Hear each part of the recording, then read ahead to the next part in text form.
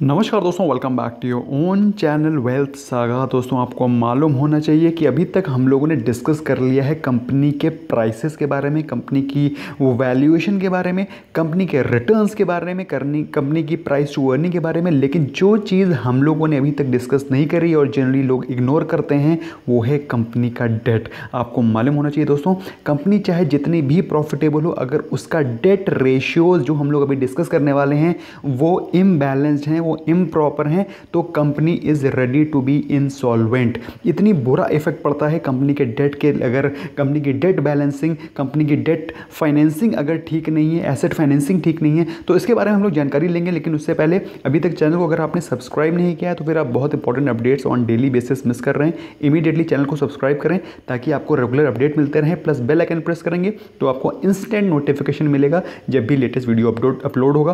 Plus कुछ बेहतर सीखना चाहते हैं, refined information, of course you must consider joining as member as well. Without wasting any further time, we will just begin. पहले तुम लोग बात कर लेते हैं कितने प्रकार के डेट रेशियोज होते हैं जो कि हमें जानना ज़रूरी है। 3 तरह के डेट रेशियोज होते हैं जो कि हमें जानना ज़रूरी है। Debt to asset ratio, debt to capital ratio and debt to equity ratio. इन तीनों में भी सिर्फ डेट टू इक्विटी रेशियो ही थोड़ा मोड़ा डिस्कस किया जाता है, बाकी ये दोनों तो बिल्कुल ताक पे रख दिए जाते हैं। जबकि आपको मालूम होना चाहिए ये दोनों भी अगर आपको नहीं डिस्कस करते हैं, आप नहीं फाइंड आउट करते हैं किसी कंपनी का, तो भी वो डेट टू इक्विटी से ज़्यादा इफेक्ट डालता है। वो अभी मैं आपको समझाऊंगा। बात करते हैं कॉमन मिस्टेक्स की जो लोग जनरली करते हैं। कॉमन मिस्टेक क्या करते हैं? जनरली लोग वैल्यूएशन से फोकस करते हैं। प्राइस टू अर्निंग देख लिया, प्राइस टू बुक देख लिया, ठीक है, ओके, प्राइस ठीक है, ओके, मेरे हिसाब से कंपनी ठीक ठाक है। भाई, कंपनी की वैल्यूएशन तो चीप हो सकती है, लेकिन क्या वो कंपनी सर्वाइव करेगी ये कौन डिसाइड करेगा? वो डिसाइड करेगा डेट रेशियोज। कंपनी की प्रॉब्लम एरिया डेट होती है, ना कि उसका कम प्रॉफिट। कम प्रॉफिट होगा तो भी चलेगा, आज नहीं तो कल एक्सपैंड करेगी, कल ग्रो करेगी, लेकिन जो डेट है वो पूरे के पूरे प्रॉफिट को खा जाता है। It eats up the complete profitability of company and leads company to default और इंसॉल्वेंट। तो इस प्रकार का ये एक दीमक है। दीमक कैसे है ये भी समझाऊंगा। कोई भी वेबसाइट, कोई भी ऐप आपको डेट टू इक्विटी रेशियो साफ साफ पहले पन्ने पे नहीं दिखाएगा। प्राइस टू अर्निंग दिखा देगा, प्राइस टू बुक दिखा देगा, मार्केट कैप दिखा देगा। क्यों नहीं दिखाता है जरा मुझे कमेंट सेक्शन में आप लोग भी बताइए कि डेट रेशियो के बारे में ऐप्स पहले ही on the very first page क्यों नहीं दिखाते हैं। Let me know in the comment section ताकि मैं भी डिस्कस कर सकूँ। आप लोगों को क्या लगता है? Late me know what do you think, why website apps do not show that ratios clearly on the very first user interface. तो आई एम श्योर अब आप लोग डेफिनेटली वैल्यूएशंस के साथ साथ डेट को भी देखेंगे और आप अब इस प्रकार की कोई मिस्टेक आगे नहीं करेंगे जब मैं आपको ये पूरी चीज़ें समझा दूंगा। लेकिन अब आपके दिमाग में क्वेश्चन चल रहा होगा इन तीनों के बीच में डिफरेंस क्या है। उन तीनों के बीच में डिफरेंस जानने से पहले हम लोग जान लेते हैं, हम लोग क्या कवर करेंगे कि भाई ये तीनों हैं क्या, काम कैसे करते हैं, तीनों के बीच में डिफरेंस क्या है, debt to asset, debt to capital, debt to equity कितना होना चाहिए, कितना आइडियल होना चाहिए, कितना ठीक रहता है, कितने तक काम चल जाता है, और सबसे इंपॉर्टेंट चीज इसको अप्लाई कैसे करें और इनको रियल लाइफ में रियल कंपनी जो लिस्टेड कंपनीज है उनसे उनको इवैल्यूएट करके आपके सामने मैं दिखाऊंगा। पहले क्विकली एक बार नज़र डाल लेते हैं बैलेंस शीट के ऊपर। सिंपल बैलेंस शीट दोस्तों, उसमें 3 कंपोनेंट होते हैं, assets, liabilities and share holder की इक्विटी। आपको मालूम होना चाहिए जो एसेट होता है कुल मिला करके जितना एसेट होता है liabilities plus shareholder equity होता है। डेट में 2 कंपोनेंट होते हैं, करंट लायबिलिटी जिसको कि 1 साल के अंदर अंदर शॉर्ट टर्म डेट होता है जिसको 1 साल के अंदर अंदर पे करना है, नॉन करंट जिसको कि 1 साल के ऊपर आप पे करते हो, लॉन्ग टर्म डेट कैटेगरी में आता है। शेयर होल्डर इक्विटी में आता है शेयर होल्डर की कैपिटल, उसके कैश रिजर्व्स और प्रेफर्ड शेयर होल्डर की शेयर की equity. Debt that is debt plus equity मिलके बनाते हैं कंपनी की टोटल कैपिटल। ये आपको समझ में आ गया?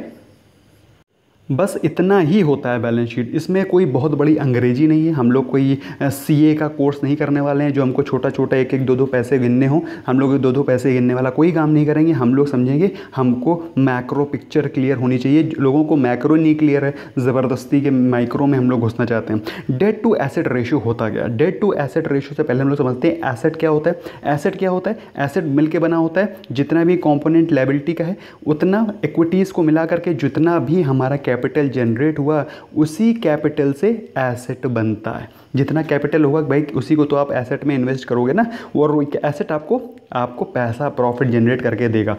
अगर कंपनी का डेट हाई है, इसका मतलब क्या है? इसका मतलब ये है कि एसेट्स डेट से क्रिएट किए गए हैं। इसका मतलब क्या है कि भाई जब एसेट्स डेट से क्रिएट किए जाएंगे तो जब हाई डेट होगा तो कितना भी प्रॉफिट हो, जितना भी प्रॉफिटेबिलिटी कंपनी पोस्ट करे, वो सारे का सारा डेट ईट कर जाएगा। क्यों? मैं आपको बताता हूँ। मैंने पहले भी आपको बताया, जब कभी भी प्रॉफिट होता है सबसे पहले डेट का रीपेमेंट होता है, फिर उसके बाद टैक्स का रीपेमेंट होता है, फिर उसके बाद प्रेफर्ड शेयर होल्डर का रीपेमेंट होता है, उसके बाद share holder common share holder आता है। तो अब डेट में ही सबसे पहले अगर वो खा जाएगा, रहा बचा टैक्स जो कि आपको दोनों ही देने हैं, तो प्रॉफिटेबिलिटी बची कहाँ?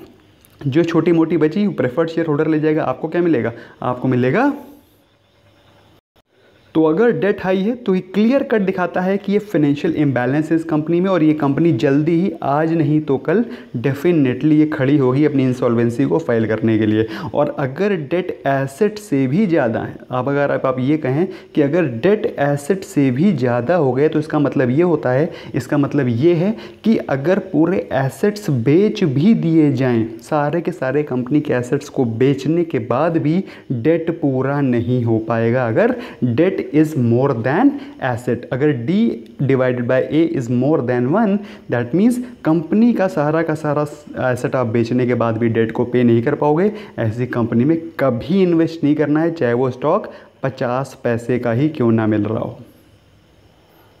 क्विकली डेट टू एसेट की कैलकुलेशन देख लेते हैं। डेट टू एसेट की कैलकुलेशन मैंने आपको ऑलरेडी समझा दी है। Debt to asset equals to, for example debt है कंपनी का 50 लाख, 50 प्लस 50 है करंट लायबिलिटी एंड 50 है नॉन करंट लायबिलिटी, मतलब 1 साल के बाद में पे करनी है। तो कुल मिलाकर के डेट हो गया 100 लैक्स, और कंपनी की जो टोटल एसेट है वो है 200 लाख। तो इस कंपनी का जो भी कंपनी है XYZ, सपोज ए कंपनी है, तो इस कंपनी का जो डेट टू एसेट रेशो है वो है 0.5, which according to me is a reasonably good debt to asset ratio।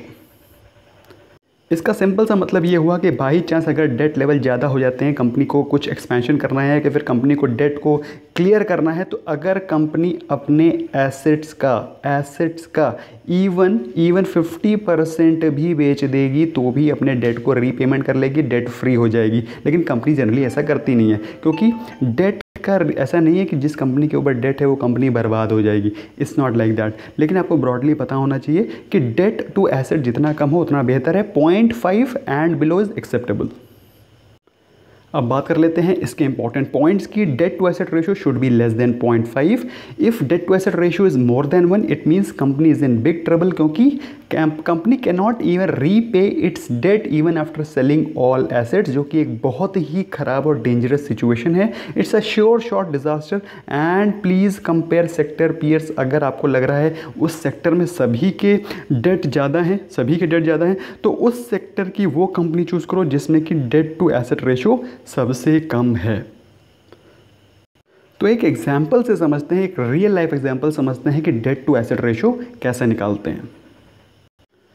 तो दोस्तों हम लोग आ गए हैं मनी कंट्रोल की वेबसाइट पे, और रिलायंस का हम लोग इवैल्यूएशन करने जा रहे हैं। इसमें आपको समझ में आ जाएगा, इसमें इतने सारे फिगर्स लिखे हुए हैं, face value, dividend yield, market value, market lot, price to earning, price to book value, लेकिन कहीं पर भी आपको डेट के बारे में डिस्कशन नहीं मिलेगा। ये सिर्फ इसकी हालत नहीं है, मोस्ट ऑफ दी वेबसाइट्स की, मोस्ट ऑफ दी फाइनेंशियल्स की यही हालत है, जो भी साइट्स दिखाती हैं फाइनेंशियल्स। तो ऐसा क्यों है आप मुझे कमेंट सेक्शन में बताइएगा जरूर। नेवरदिलेस डेट टू एसेट को पता करने के लिए आपको सिंपली जाना है बैलेंस शीट में। बहुत सिंपल तरीके से आप पता कर लेंगे। सिंपल जाएंगे, ऊपर यहाँ शिफ्ट करेंगे, बैलेंस शीट हमको दिखाई पड़ रही है। सिंपल से 2 मिनट का कैलकुलेशन होता है। बैलेंस शीट पे आप गए। बैलेंस शीट में मैंने आपको बताया नॉन करंट लायबिलिटी वो लायबिलिटी जो कि 1 साल के अंदर पे करनी है। करंट लायबिलिटी जो 1 साल के अंदर पे करनी है, नॉन करंट लायबिलिटी मतलब जो लॉन्ग टर्म की लायबिलिटी है। तो अब इन दोनों को ऐड कर लेना है। इसमें से अगर आप चाहें तो स्टैंड अलोन करें, मेरी तरफ से consolidated is a better value. तो कॉन्सोलिडेटेड दैट इज 291,652 प्लस 412,916, ये हो गई टोटल लायबिलिटी। ठीक है, ये टोटल लायबिलिटी हो गई divided by total assets. Total assets कितने हैं? 1,165,915, इसको आपको डिवाइड करना है। तो हम लोग आ गए कैलकुलेटर के ऊपर और आप देख सकते हैं इसको हमने जुड़ा 291,652 प्लस 412,916, टोटल इसका सम आया 704,568।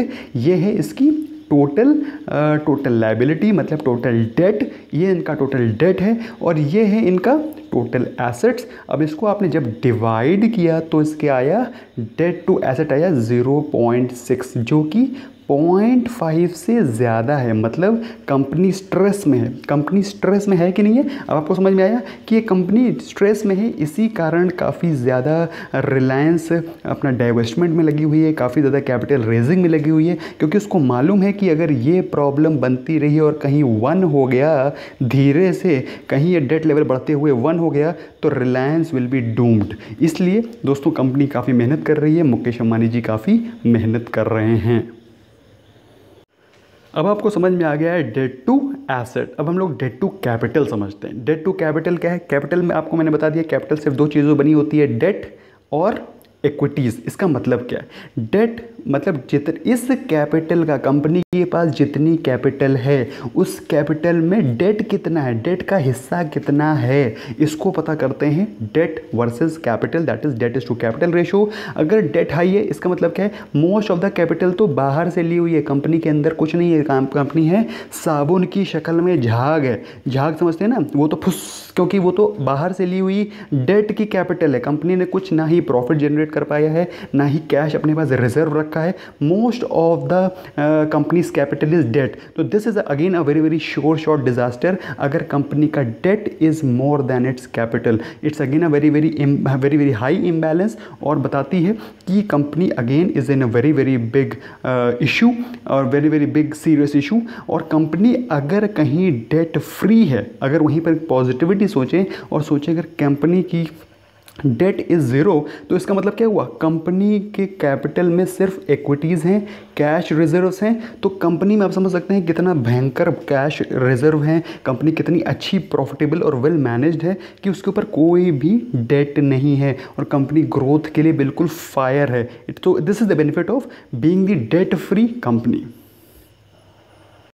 क्विकली एक एग्जाम्पल से देख लेते हैं डेट टू कैपिटल रेशियो का क्या एग्जाम्पल होता है। मैंने आपको बताया ये debt plus shareholder equity मिलकर के बनता है कैपिटल, और इस कैपिटल का कितना हिस्सा डेट का है उसको समझ लेते हैं। इस कंपनी में आप देख सकते हैं ये कंपनी बी है और इस कंपनी बी में टोटल डेट है 50 लाख रुपीज़ और टोटल कैपिटल कितनी है? टोटल कैपिटल इज 200 लाख, क्योंकि भाई एसेट और टोटल कैपिटल तो सेम ही होगी ना। तो टोटल डेट कितना हो गया? टोटल डेट हो गया 50 लाख, टोटल डेट हो गया 50 लाख, टोटल कैपिटल है कंपनी की 200 लाख। तो ये कंपनी वेरी वेल मैनेज्ड है, बहुत ही लिमिटेड डेट है और इस मतलब कंपनी के पास काफ़ी ज़्यादा तादाद में रिटेन्ड अर्निंग्स है, जिसको कि हम लोग बोलते हैं कैश रिजर्व्स। कैश रिजर्व्स काफ़ी ज़्यादा हैं और कंपनी वेल मैनेज्ड है और किसी भी दिन चाहे उस दिन वो डेट को क्लियर कर सकती है with the help of its shareholder equity and cash reserves. So ये कंपनी काफ़ी हेल्दी मानी जाएगी क्योंकि उसके पास डेट लेवल बहुत कम है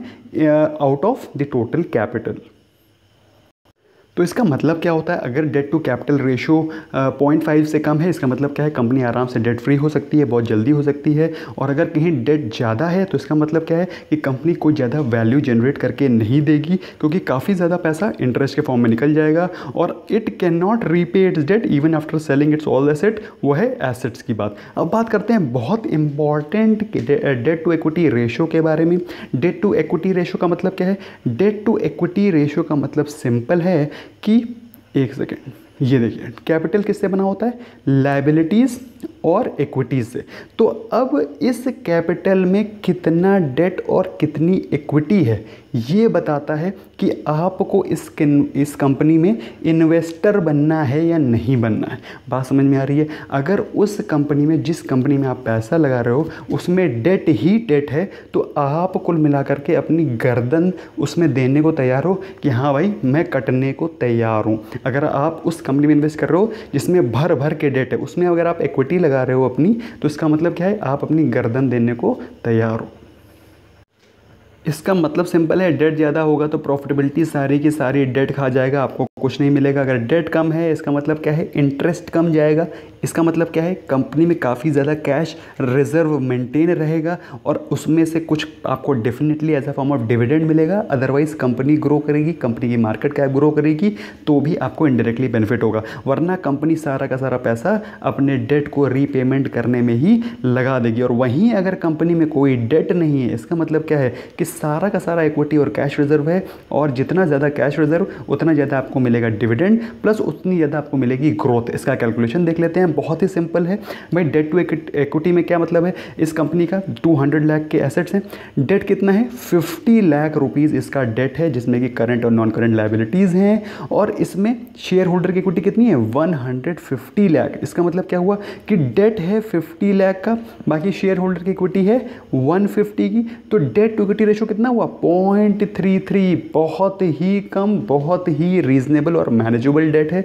ये कंपनी बिल्कुल इन्वेस्टमेंट करने के लिए बिल्कुल फ्रेंडली है। It's a very very nice company. और वहीं अगर डेट होता सपोज 150, डेट होता 150 और शेयर होल्डर की इक्विटी होती 50, तो आप समझ लीजिए जितना भी प्रॉफिट कंपनी बना ले वो सिर्फ इसका इंटरेस्ट पे करने में ही इसका पूरा का पूरा प्रॉफिट चला जाएगा, और धीरे धीरे करके ये रिजर्व्स भी कम होते चले जाएंगे, कम होते चले जाएंगे, और एक दिन ये पूरा खत्म हो जाएगा। This company will file for insolvency. अब एक ही सेक्टर के दो एग्जाम्पल लेते हैं। एक सेक्टर के फॉर एग्जाम्पल अगर ले लेते हैं सपोज रिलैक्सो एंड बाटा।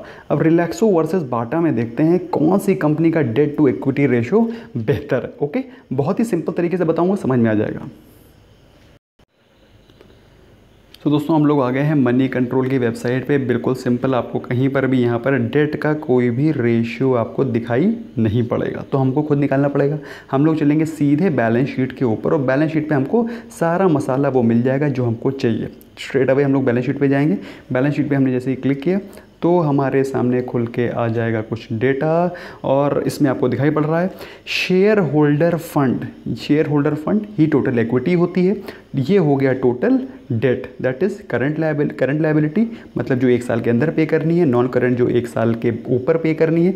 ये हो गया टोटल डेट, और ये हो गई टोटल इक्विटी, दैट इज़ आप इनको दोनों को ऐड करेंगे, डिवाइडेड बाय ये करेंगे। अब इसको आप जल्दी से कैसे फाइंड करते हैं उसको जान लेते हैं। आपको जाना है फाइनेंशियल रेशियोज़ में। जैसे आप फाइनेंशियल रेशियोज़ में जाएंगे, और फाइनेंशियल रेशियोज़ में भी खुल रहा है, तो दोस्तों फाइनेंशियल रेशियो में हम लोग आएंगे। फाइनेंशियल रेशियो में जैसे ही आप क्लिक करेंगे तो फाइनेंशियल रेशियो में आपको क्लिक करना है प्रॉफिटेबिलिटी रेशियो में।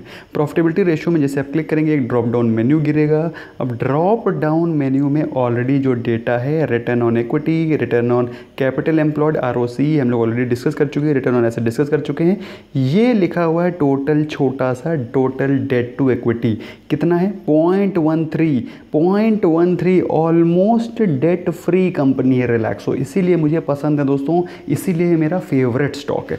पिछले साल 0.08 था, बिल्कुल ही डेट फ्री थी पिछले फाइनेंशियल ईयर में, दैट इज 2019 में। अब की बार फिर भी थोड़ा रीजनेबली थोड़ा सा डेट बढ़ा है। अब आपको क्या करना है? आपको कंपेयर करना है सिर्फ बाटा से, और मुझे कमेंट सेक्शन में लिखना है कि भाई बाटा का कितना डेट टू इक्विटी रेशो है। अब आपको मैंने एक बता दिया है, अब आपको कुछ होमवर्क डेफिनेटली करना है। हम लोग क्विकली एक बार रिलायंस का देख लेते हैं डेट टू इक्विटी रेशो क्या है। तो हम लोगों ने रिलायंस के डेट टू एसेट को देखा था, वो क्लोज टू 0.6 था, जो कि था बड़ा गड़बड़। लेकिन क्या डेट टू इक्विटी रेशियो भी उतना ही गड़बड़ है? अगर हुआ तो भाई तो रिलायंस की हालत ख़राब है। लेकिन हमको चेक करना है फाइनेंशियल रेशियो में जाकर के डेट टू इक्विटी, अगर वो ठीक ठाक हुई तो फिर हम लोग सोचेंगे 0.5 या उसके नीचे हुई तो फिर तो हम लोग सोचेंगे it is worth investment as on date. तो भाई फाइनेंशियल रेशियो में हम गए, फाइनेंशियल रेशियो में हमने प्रॉफिटेबिलिटी रेशियो में ड्रॉप डाउन किया और हमने पाया total debt to equity ratio is 0.54 for standalone and 0.64 for consolidated. तो आप समझ सकते हैं Reliance is under pressure of debt के प्रेशर पे है। इसी प्रकार से आप रिलायंस की कंटेम्प्रेरी कंपनीज़ को कंपेयर कर सकते हैं। मुझे लग रहा है आईओसी में उससे भी ज़्यादा होगा, डेफिनेटली ज़्यादा होगा। मुझे कमेंट सेक्शन में पक्का लिख के बताइएगा कि आईओसी का कितना था डेट टू इक्विटी रेशियो। हो सकता है आप इस वीडियो को 1 साल बाद देख रहे हो, 2 साल बाद देख रहे हो, जब भी देख रहे हो फंडामेंटल सेम रहेंगे, चीज़ें सेम रहेंगी। आपको सिर्फ इसी तरह से यूटिलाइज करना है इन रेशियोज़ को।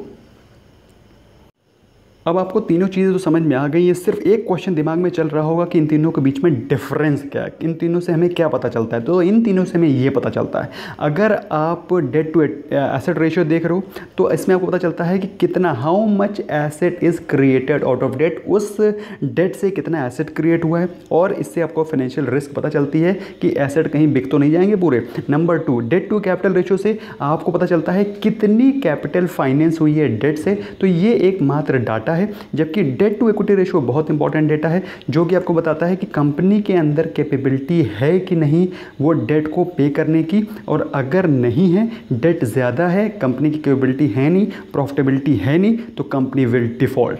दोस्तों ये इंपॉर्टेंट पॉइंट्स है जो कि आपको नोट करना है। आपको मुझे नीचे कमेंट सेक्शन में बताना है कि आपके डेट इक्विटी रेशियो क्या है आपके फेवरेट स्टॉक के, प्लस उसी सेक्टर के। फॉर एग्जांपल अगर आपका फेवरेट स्टॉक रिलैक्सो है तो रिलैक्सो और उसके जो कॉम्पिटिटर है, पीयर ग्रुप है बाटा, दोनों का डेट टू इक्विटी रेशियो निकालने की कोशिश करो। डेट टू इक्विटी रेशियो तो कम से कम बताओ ही कमेंट सेक्शन में। इतना होमवर्क तो आपसे एटलीस्ट मैं रिक्वेस्ट करना चाहूँगा, क्योंकि मैंने इतनी देर आपके लिए इतना होमवर्क किया है। At least I expect this answer from you all so that we make a good database in the comment section. Thank you so much friends for giving your precious time. मैं चाहता हूँ इसको अपने फ्रेंड्स के साथ भी शेयर करें ताकि वो लोग भी इसको डिस्कस कर सकें।